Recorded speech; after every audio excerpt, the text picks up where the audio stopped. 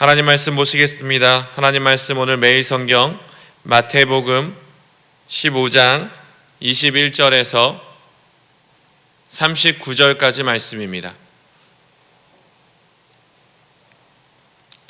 마태복음 15장 21절에서 39절까지 말씀인데요. 21절부터 28절까지만 같이 읽도록 하겠습니다. 21절부터 28절까지 오늘은 같이 읽습니다. 시작. 예수께서 거기서 나가사 두로와 시돈 지방으로 들어가시니 가나안 여자 하나가 그 지경에서 나와서 소리질러 이르되 주 다윗의 자손이여 나를 불쌍히 여기소서 내 딸이 흉악하게 귀신 들렸나이다 하되 예수는 한 말씀도 대답하지 아니하시니 제자들이 와서 청하여 말하되 그 여자가 우리 뒤에서 소리를 지르오니 그를 보내소서. 예수께서 대답하여 이르시되 나는 이스라엘 집에 잃어버린 양 외에는 다른 데로 보내심을 받지 아니하였노라 하시니 여자가 와서 예수께 절하여 이르되 주여 저를 도우소서. 대답하여 이르시되 자녀의 떡을 취하여 개들에게 던짐이 마땅하지 아니하리라.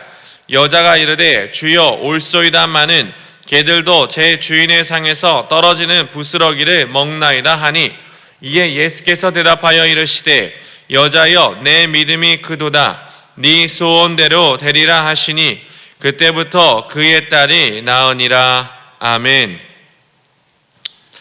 저는 오늘 마태복음 15장 21절에서 39절까지 말씀을 가지고 믿음으로 집요하게 라는 제목을 가지고 하나님 말씀 같이 나누도록 하겠습니다. 예수님이 갈릴리 이 두로 지방에 가셨을 때 한 여인이 예수님을 찾아옵니다. 그녀는 헬라인에다 수로보니게 족속으로 당시 문화에서는 그 유대 랍비에게 접근할 자격조차 없는 이방인이었습니다. 거기에 자기 딸도 귀신 들려서 이 부정한 사람과 접촉하는 것을 소름 끼치도록 싫어하는 유대인들과는 접촉 및 입장 금지였습니다. 그런데 이 여인이 모든 금기를 깨고 오늘 본문에서 예수님을 찾아옵니다. 초대하지도 않은 집에 들어와 자기 딸에 붙은 귀신을 쫓아달라며 간청하기 시작해요. 돼도 좋고 아니면 말고 하는 일은 막무가내가 아니에요. 여기서의 강구하고는 현재 진행형입니다. 사람들의 눈치와 제재에도 불구하고 끊임없이 끈덕지게 예수님을 향해서 강구하고 있어요. 이 강구가 얼마나 강력했는지 23절에 보면 제자들이 너무 성가셔서 우리 이 여자를 쫓아내자 할 정도였습니다. 그런데도 여자가 포기하지 않아요. 당연하죠. 딸이 아프니까. 어떻게든 살리고 싶은 엄마의 마음이니까. 그런데 예수님이 이런 여인에게 충격적인 말씀을 하십니다. 어쩌면 복음서에서 가장 황당한 내용일 수 있는데요. 자, 25절에서 27절 말씀은 다시 한번 읽어보겠습니다. 25절에서 27절입니다. 여러분들께서 읽어주시겠습니까? 여자가 시작.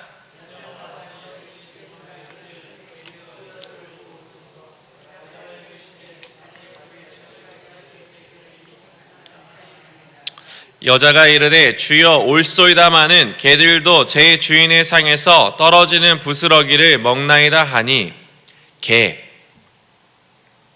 개래요. 예수님이 이 엄마를 보고 개래요. 그것도 사람들이 먹던 부스러기, 식탁 밑에 떨어져 있는 부스러기나 먹던 개. 예수님이 말씀하세요. 자녀들에게 먹일 빵을 취해서 개들에게 줄 수는 없다. 물론 이 여자가 넉살 좋게 받아냅니다. 여자의 사회성이 만렙인 건지 자존심이 없는 건지 상 밑에 떨어진 부스러기라도 먹겠다고 그거라도 달래요. 어찌 보면 불편한 대화입니다. 특히 상 밑에 떨어진 부스러기, 이게 1세기 유대인들의 관점과 문화에서 보면 굉장히 불편한 내용이에요. 여러분, 부스러기 하면 어떤 게 떠오르세요? 지금 이 본문에서 말하는 부스러기는 어떤 것을 말하고 있는 걸까요? 크로와상이나 이렇게 식빵 같은 거 먹을 때 이렇게 밑에 떨어지는 그런 부스러기를 말하는 걸까요? 이 장면을 제대로 이해하기 위해서는 그 유대인들의 식사 풍경과 또 당시의 빵에 대한 이해가 필요했는데, 그 1세기의 팔레스타인들은 주로 이렇게 접시처럼 생긴 넙대대하고 얇은 피자 도우처럼 생긴 그런 빵을 먹었습니다. 밀가루 또는 이 보리가루를 활용해서 인도식 커리 같은 거 우리가 먹을 때 찍어 먹는 난이나 아니면 이렇게 또띠아 같은 얇은 빵을 주로 먹었습니다.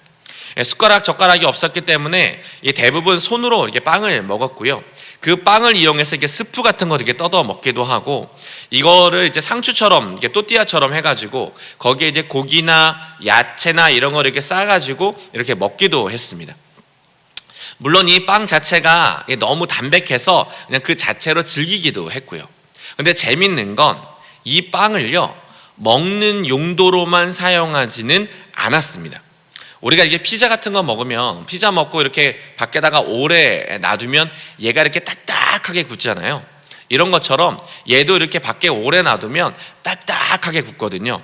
그러면 이걸 어떻게 활용했느냐, 여기 있는 국이나 스프 같은 걸 끓였을 때 얘가 식지 않도록 뚜껑으로 활용을 하기도 했었고요. 때로는 얘가 이렇게 촉촉하게 얇게 이렇게 빵을 해서 이렇게 쌓아 놓으면 얘를 손수건으로 활용하기도 했습니다. 특히 부자들이 그랬어요. 그러니까 손으로 주로 음식을 먹으니까 이 음식 먹고 저 음식 먹고 손에 이게 기름기가 잔뜩 묻으면 우리가 이게 물티슈로 이걸 닦아야 되는데 거기는 그런 게 없으니까, 이 빵이 많으니까 빵을 하나 가져와서 빵을 뜯어서 이거를 물티슈로 활용합니다. 손을 닦고 입가에 묻으면 입가를 닦고, 그러면 그걸 어떻게 했느냐, 얘를 이렇게 둘러서 여기에 그러니까 툭 밑에 상 밑으로 툭 하고 던지는 거예요.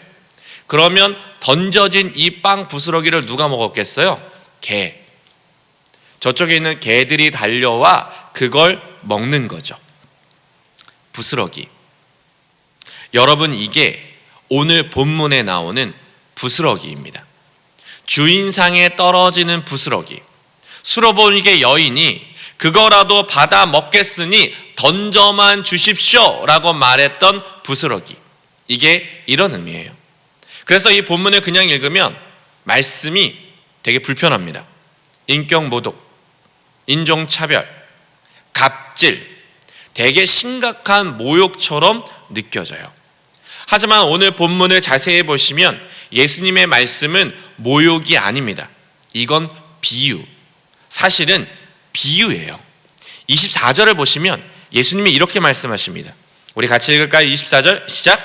예수께서 대답하여 이르시되 나는 이스라엘 집에 잃어버린 양 외에는 다른 데로 보내심을 받지 아니하였노라 하시니, 즉 예수님은 굉장히 특별한 이유로 지금 현재까지는 이스라엘 목회에만 집중하고 계셨습니다.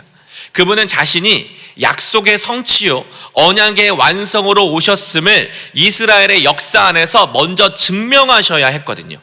그래서 오늘 본문은 모욕이 아니에요. 이건 비유입니다. 예루살렘과 온 유대와 사마리아와 땅끝, 예루살렘과 온 유대와 사마리아와 땅끝, 사람에 대한 편견, 인종에 대한 편견, 성별에 대한 편견, 문화에 대한 성별을 깨고 칼과 창이 아니라 사랑과 섬김, 곧 십자가의 죽음으로 하나님의 구원 역사를 열어갈 테니 그 흐름을 이해해야 되란 얘기예요.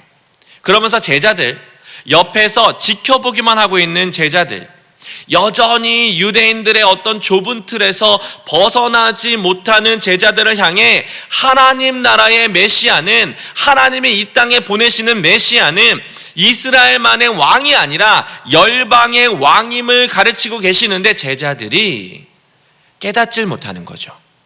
근데 놀라운 건 이 비유를 수로보니게 여인이 찰떡같이 알아듣습니다.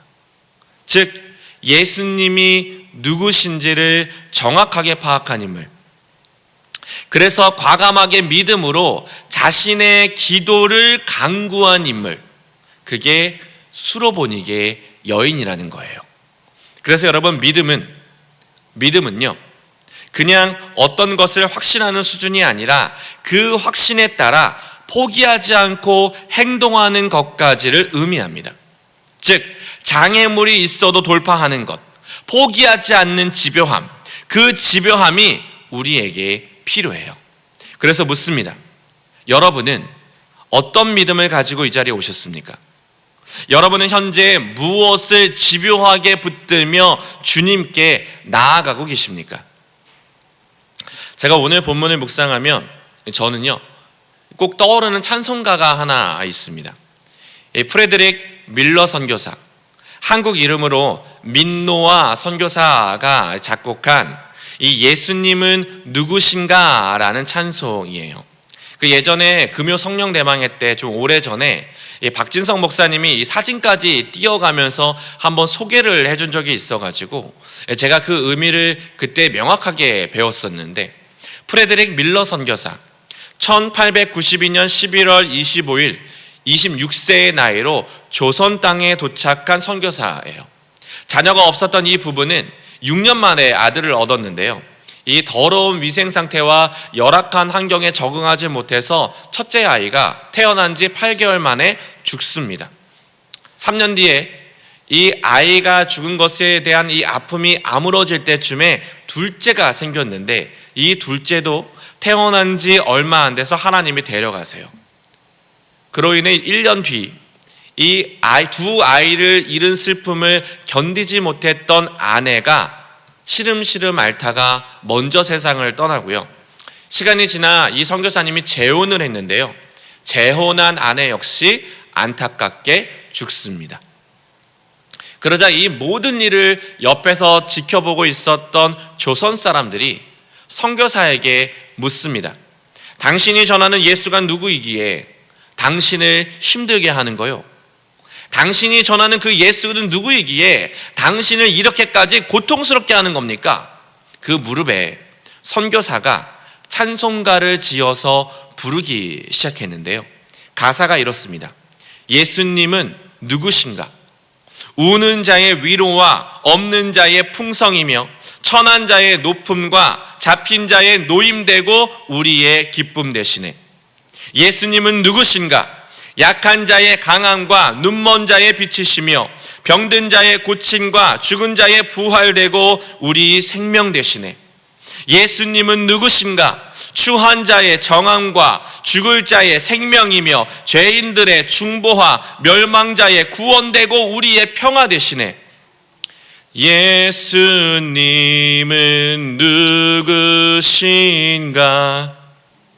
온 교회의 머리와 온 세상의 구주시며 모든 왕의 왕이여 심판하실 주님 되고 우리 영광 되시네. 즉 예수님은 누구신가? 그분은 우는 자와 함께 울어주시는 분, 모든 편견을 빼고 우는 자를 품에 안고 우는 자를 일으키고 우는 자와 함께 걷는 그분이 예수, 우리가 믿는 예수입니다. 그래서 여러분, 예수님은 십자가에서 내침을 당하세요. 하나님의 아들이 부스러기조차 없는 그 상 아래 던져져서 버림을 받으십니다.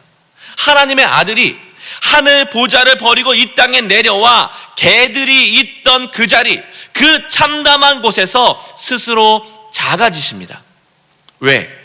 죄인된 우리를 하나님의 아들, 딸의 자리에 앉혀서 하나님과 함께 먹게 하시려고, 하나님 아버지와 마주 앉을 수 없는 우리를 자녀로 회복하시려고 부스러기조차 없는 그 상 아래에 스스로 버림받아 스스로 그 땅에 내려와 십자가에서 죽으십니다. 그러기에 여러분, 예수님을 믿으십니까? 그렇다면 의기소침하지 마십시오. 그분은 우리의 힘, 우리의 방패가 되십니다. 복음을 믿으십니까? 그렇다면 두려워하지 말고 걱정하지 마십시오. 그분은 우리의 생명이 되십니다. 여러분, 예수님을 정말 믿으십니까? 그렇다면 주님을 온전히 신뢰하며 그분을 믿으십시오. 그분만이 우리의 생명이 되십니다. 여러분, 복음을 믿으십니까? 예수님을 정말 믿으십니까? 그렇다면 포기하지 말고 오늘 새벽에 간구하십시오. 믿음을 가지고 집요하게 수로보니게 여인처럼 어떤 일이 있어도 믿음을 가지고 집요하게 하나님 앞에 나아가십시오. 주님은 반드시 이 시간 우리에게 응답하실 것입니다. 하나님의 나라가 이미 너희 안에 도래했다고.